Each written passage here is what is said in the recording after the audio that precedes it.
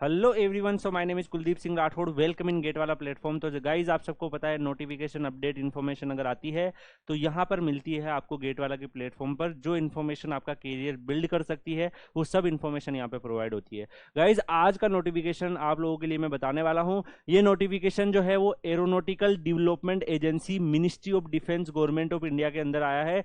यहाँ पर walk in interview हो रहा है। तो ये जो रिक्रूटमेंट है ये प्रोजेक्ट असिस्टेंट की रिक्रूटमेंट है और टेन्योर बेसिस पे रिक्रूटमेंट है, लेकिन कई लोग जो फाइनेंशियली ट्रबल में हैं उनके लिए यूजफुल हो सकती है। यहां पर अगर आप देखेंगे guys, mechanical production engineering, metallurgy, material science and engineering के लिए अगर आपने बीई बीटेक कर रखा है, इसके अलावा अगर आपने मान लीजिए एमई एमटेक भी कर रखा है, कुछ इन सब में से कुछ भी कर रखा है, आप एलिजिबल हो जाते हो। यहाँ पे नंबर ऑफ वैकेंसीज जो है 23 वैकेंसीज इस डोमेन में निकली हुई है। एंड यहाँ पर डेट ऑफ जो रिटर्न टेस्ट और इंटरव्यू आपका रहेगा वो 4/9/2023 आपका यहाँ पर रहने वाला है। नेक्स्ट अगर हम बात करें गाइस तो एरोनॉटिकल एंड एरोस्पेस इंजीनियरिंग की वैकेंसीज है। दो वैकेंसी यहाँ पे 2 वैकेंसीज निकली हुई है। इसका 7 आपका एग्जाम रिटर्न टेस्ट का डेट रहने वाला है। नेक्स्ट सिविल इंजीनियरिंग है। यहाँ पे भी बी बीटेक और एमई एमटेक अगर आपने कर रखा है तो आप एलिजिबल हो जाते हो।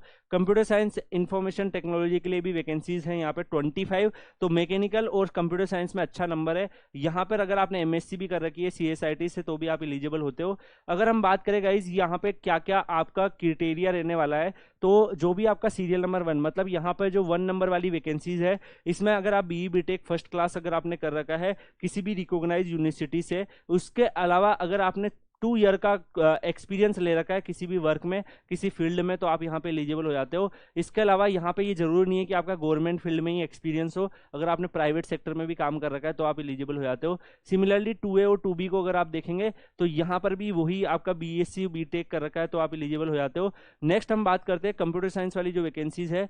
यहाँ पर अगर क्राइटेरिया 3 के बारे में आप बात करोगे तो बीई बीटेक आपका फर्स्ट क्लास रिकॉग्नाइज यूनिवर्सिटी से होता है।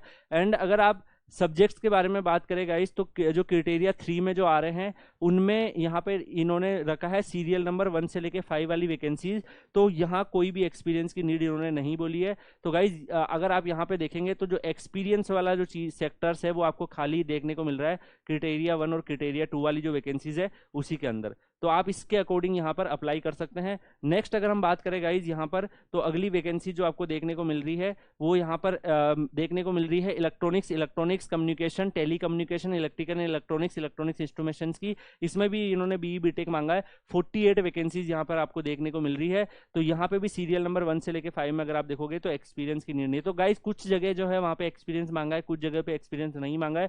यहाँ पे और लिखा हुआ है तो और का मतलब ये है कि इस डोमेन में अगर आपने ये कर रखा है तो भी आप वैलिड हो जाते हो, अगर आपने वो नहीं भी कर रखा है तो भी आप वैलिड हो जाते हो। तो यहाँ पर देखो, जहां पे और लिखा हुआ है उन सब में एक्सपीरियंस की नीड नहीं है, जहां पे प्लस लिखा हुआ है वहां पे एक्सपीरियंस की नीड नहीं है। आप ये नोटिफिकेशन एक बार पढ़ भी लीजिएगा। मैं Telegram channel Kuldeep sir underscore PW में डाल दूंगा। यहाँ पर गेट वाला भी सेक्टर लिखा हुआ है, जैसे क्राइटेरिया 2B जो है उसमें वैलिड गेट स्कोर अगर आपका है, जेआरएफ वगैरह भी अगर आपने कर रखा है तो इनमें से भी आप एलिजिबल हो सकते हो। एज लिमिट इन्होंने 28 ईयर रखी है। एंड यहाँ पे अगर हम सैलरी के बारे में बात करें तो गाइज यहाँ पे स्टाइपेंड आपको मिलेगा अगर आप 1 और 2 में अप्लाई करते हो 37,000 के आसपास। टोटल सब कुछ मिला के आपका एचआरए वगैरह मिला के लगभग 46,999 के आसपास आपका सैलरी स्ट्रक्चर रहेगा। अगर आप क्राइटेरिया 3 में अप्लाई करते हैं तो 31,000 पर मंथ आपका एचआरए इसमें ऐड करने के बाद 39,370 के आसपास आपका सैलरी रहने वाला है।